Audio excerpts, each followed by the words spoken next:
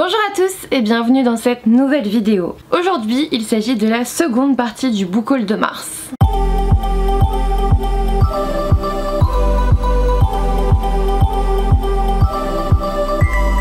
Je vous l'avais dit dans la première partie, à partir du moment où il y a eu le confinement, en effet j'ai acheté beaucoup moins de choses évidemment vu que c'était fermé et reçu beaucoup moins de choses, mais en attendant début mars c'était pas mal arrivé.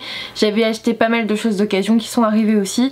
Je vais vous montrer tout ça, vous allez voir c'est assez rempli. On va commencer par les services presse. Le premier service presse que j'avais reçu dans cette période c'était le projet Starpoint, donc le tome 2 de Marie-Laure Vaconssin aux éditions La Belle Colère. Il faut savoir que le tome 3 va sortir incessamment sous peu. Voilà, je ne sais pas la nouvelle date de sortie vu que vous savez tout a été décalé. Moi personnellement j'ai déjà le tome 1, du coup il m'avait envoyé le tome 2 en me disant bah écoute comme ça on t'enverra le tome 3 et tu pourras te faire toute la trilogie et en parler. Donc je remercie vraiment La Belle Colère. Du coup le tome 1 est dans ma pile à lire de juin, mais ça je vous en parlerai dans une autre vidéo que moi je vais filmer après, mais pour vous voilà c'est pas le sujet de celle-ci. En plus il me semble qu'elle avait été mise à l'honneur dans une édition de Saint-Maur-en-Poche je crois. Mais je m'en souviens, en tout cas je l'avais pas acheté à ce moment là ou alors c'était à Montreuil, je ne sais plus, mais en tout cas elle avait été mise à l'honneur dans un salon où je suis allée et franchement ça me faisait super envie et j'avais pas craqué et j'ai craqué après en fait, donc voilà. Ensuite j'avais aussi reçu le tome 3 de... Oui je sais, Les Faucons de Rêvera, L'Empire libéré de Melissa Caruso aux éditions Brajlon dans leur collection Big Bang. Si je suis aussi excitée que ça c'est parce qu'en fait j'attendais d'avoir le tome 3 pour continuer la saga, parce que j'avais tellement aimé le tome 1, vraiment je l'avais tellement aimé. Il y avait plein de complots et tout, ça se lisait super vite alors qu'ils font 600 pages quoi, celui-là il fait 700 pages même et ça se lisait super vite. Je l'avais lu en quelques jours seulement le tome 1, je l'avais dévoré. J'ai sauté sur le tome 2 dès qu'il est sorti, mais j'ai jamais réussi à le sortir de ma pile à lire, pas parce que j'avais pas envie de savoir la suite, mais parce que j'avais pas envie de revivre cette attente du tome suivant. Maintenant que je l'ai, on va pouvoir se faire toute la saga. Des éditions du Chat Noir, j'ai reçu Les Chaînes du Silence de Céline Chevet. Céline Chevet, j'avais beaucoup apprécié son roman d'avant dont j'ai oublié le titre mais je vous le mettrai en visuel parce que là pour le coup voilà, c'était sur fond de thème japonais, donc c'était super intéressant, c'était aussi super bizarre un peu mais ça m'avait beaucoup plu. Et là on va suivre Nathanaël qui a sauvé la vie d'un vampire et qui va donc être contraint de fuir son village, donc on va être dans un monde avec des vampires, voilà, à la Céline Chevet. Moi j'ai trop hâte de voir ce que ça va donner parce qu'en plus Nathanaël bah du coup il va devenir l'animal domestique du vampire qu'il a sauvé, donc de son nouveau maître, et on va découvrir ce monde des vampires qui est un peu caché. Voilà, je ne veux pas en savoir plus, on va le découvrir en juin. Ensuite j'ai aussi reçu Les cicatrices de Claire Favant aux éditions HarperCollins dans leur collection HarperCollins Noir. J'avais totalement oublié qu'en fait il était déjà sorti en mars et pour moi il sortait pendant le confinement. Du coup je l'avais repoussé en me disant j'attendrai la date de sortie et tout, mais il est déjà sorti, voilà. Donc il sera dans ma pile à lire de juin parce que bah je l'avais oublié.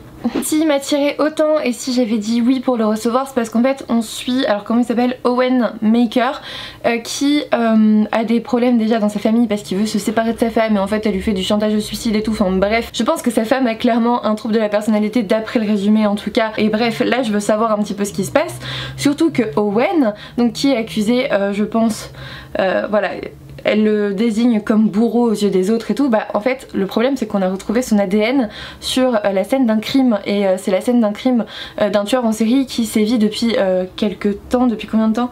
Depuis plusieurs années. Ouais, bon, qui sévit en toute impunité dans la région et ce depuis des années. Du coup on retrouve son ADN sur une scène de crime, sa femme est déjà en train de le tourner en bourreau, enfin en son bourreau etc, pour pas qu'il se sépare d'elle, enfin je comprends pas trop cette dynamique mais ça arrive. Et bah ça me faisait trop envie parce que si on... Vous entendez la musique? Non mais ils sont sérieux. Alors j'habite devant une route, d'accord? Vous entendez parfois les motos, les voitures, machin, parce que la route est là en fait, mais je peux pas, je suis en pleine ville, j'ai pas le choix, j'ai pas d'autre lieu où filmer. Incroyable, incroyable.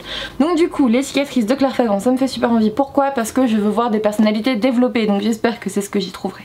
Ensuite j'ai reçu aussi For Dead Queens de Astrid Schultz aux éditions Gasterman en mars. Je l'ai reçu en mars alors qu'il était prévu pour le 6 mai. Forcément avec le confinement ça a été reporté en juin, vous l'avez vu dans mes sorties livresques. Alors je pensais que c'était un roman de fantasy et tout, avec 4 reines mortes et il faut retrouver qui c'était.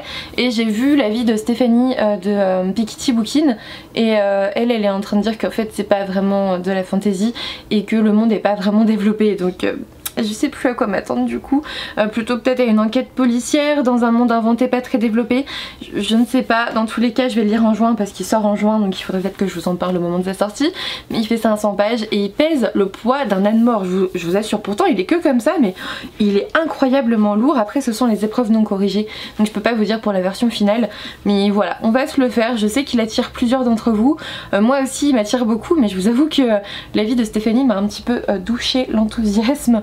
Mais bon, je l'ai reçu en service presse donc on va le lire, donc voilà, on en parlera. Et enfin j'ai aussi reçu Des œillets pour Antigone de Charlotte Bousquet aux éditions Scrineo. C'est un roman que j'ai reçu vraiment début mars je crois. Je l'ai reçu il y a bien longtemps et qui attend dans ma pile à lire qu'il sorte, et il est annoncé pour juin, donc on va le lire en juin lui aussi. Décidément tout ce que j'ai reçu en mars en fait sont des services presse quasiment hein. Il y en a pour lesquels c'est pas le cas mais qui sortent en juin, donc bah écoutez j'ai attendu, j'ai peut-être un peu trop attendu mais au moins j'ai lu mes lectures perso qui me faisaient envie depuis un moment. C'est tout, c'est pas grave, j'assume tout à fait ce que j'ai fait, on lira tout ça en juin et je vous en parlerai à ce moment là ou en juillet maximum, voilà. Ce qui m'a attiré dans ce roman c'est que ça se passe en 1991 mais qu'on va évoluer sur différentes temporalités. On va être dans une sorte de roman de secret de famille. On a l'histoire d'un suicide, la sœur qui retrouve un vieux médaillon et un journal intime. Bref, on vous dit qu'on a 3 époques, 3 femmes, 3 destins. Moi il me fallait pas plus, franchement c'est souvent le genre d'histoire que j'aime beaucoup, donc voilà. On découvrira ça très bientôt. Ensuite on va passer à mes achats. J'avais acheté Ferme les yeux et fait un vœu de Cécile Bergerac aux éditions Hugo Roman. On a l'impression que c'est un feel good comme ça hein. Il est tout jaune, il est tout mignon, il est tout pimpant. C'était pas du tout un feel good, je me suis pris une grosse claque dans la tronche. Je m'attendais à passer un bon moment, je l'ai sorti à un moment où j'étais fatiguée, j'étais pas très bien, etc. Enfin c'était le début du Covid il me semble à ce moment là, et j'étais vraiment fatiguée avec le travail à l'hôpital et tout. Je l'ai sorti et c'était tellement lourd comme histoire. En fait on suit, comment elle s'appelle, Sarah à qui il arrive tous les malheurs du monde en même temps dans sa propre vie. Enfin voilà, elle est avocate, elle a une belle carrière d'avocate mais c'est tout ce qui marche en fait dans sa vie. Elle a une histoire familiale terrible, il y a son frère qui est dans un état plus que critique à l'hôpital, hein, il est grièvement blessé et on la suit dans tout ça. Et franchement je me dis comment fait-elle pour survivre, et en fait il y a une romance au milieu qui avait pas trop sa place en fait. Enfin bref, n'hésitez pas à aller voir l'update lecture où j'en parle, je l'ai déjà lu, je vais le revendre. Il y avait certaines citations qui m'avaient bien plu mais c'est pas assez pour que je le garde dans ma bibliothèque ad vitam aeternam, donc je vais le revendre. Je sais pas comment je vais le revendre, j'ai plusieurs façons de vendre d'ailleurs.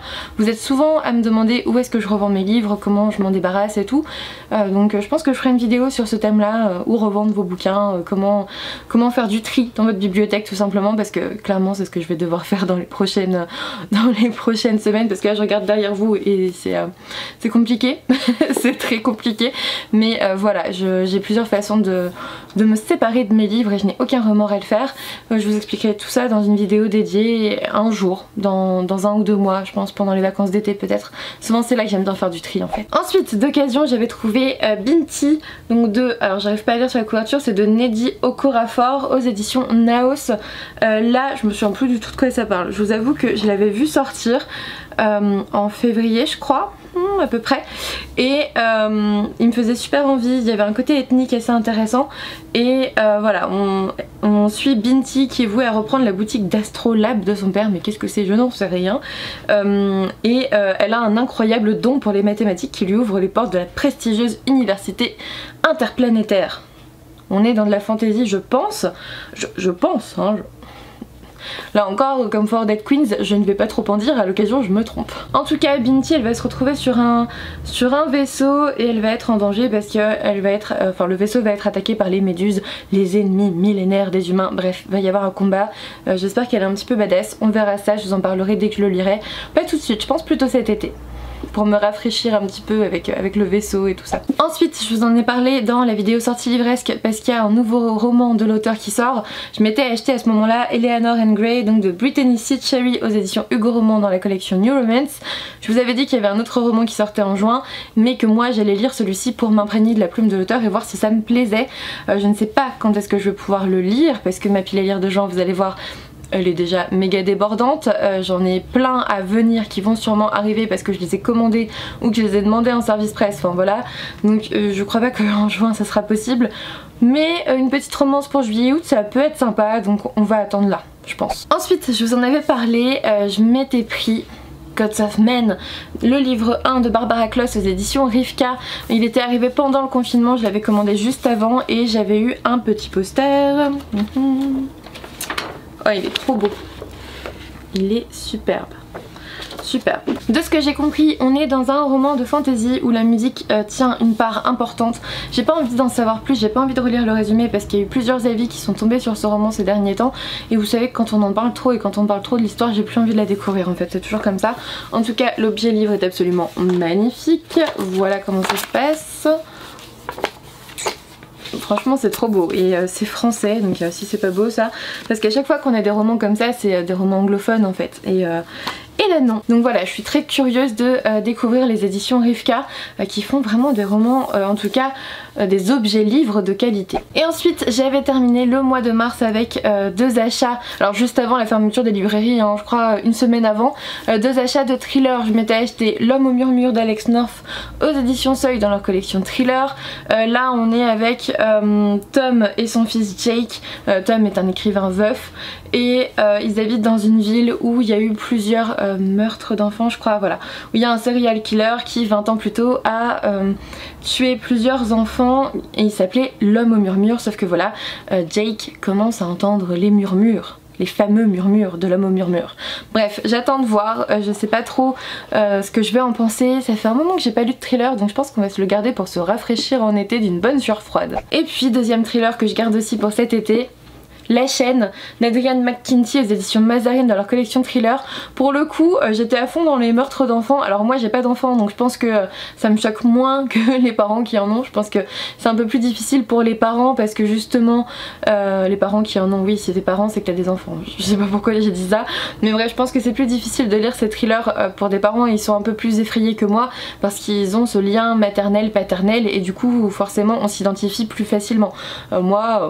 Moi voilà, j'ai un chat quoi, donc globalement dans la chaîne votre enfant est enlevé et pour qu'il soit libéré vous devez vous-même enlever un enfant et les parents de l'enfant que vous avez enlevé doivent aussi enlever un enfant. Bref, il faut qu'il y ait une chaîne comme ça pour que les enfants soient libérés. Je sais pas s'ils sont vraiment libérés mais c'est ce qu'on vous dit et ben s'il y a un chaînon qui manque on tue tout le monde je crois. Je crois que c'est ça, ou en tout cas on tue les enfants, votre enfant. Donc voilà, faut avoir confiance en le désespoir des autres. Voilà, donc il me faisait super envie. J'ai pas vu trop d'avis dessus. Après je crois que j'ai, enfin quand il y avait un avis dessus je l'ai occulté, enfin je l'ai pas consulté en fait. Et bah ouais, on va se le faire cet été, là encore pour se rafraîchir avec de bons thrillers. Cette vidéo est maintenant terminée, j'espère qu'elle vous aura plu.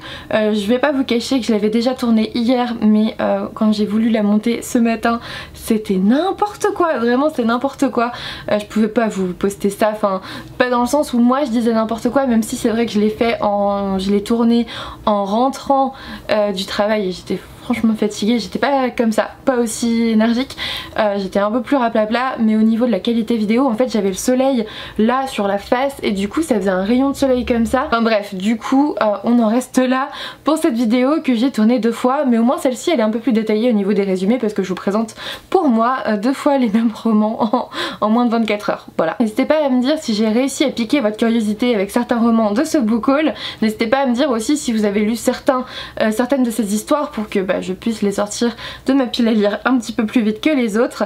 Un petit pouce bleu, un abonnement si ça n'est toujours pas fait, ça me ferait super plaisir. N'hésitez pas aussi à passer sur Utip si vous avez quelques secondes, ça me donne quelques centimes par pub visualisée et écoutez c'est toujours appréciable quand on doit faire évoluer le matériel etc. Je vous fais de gros bisous et je vous dis à bientôt pour une nouvelle vidéo.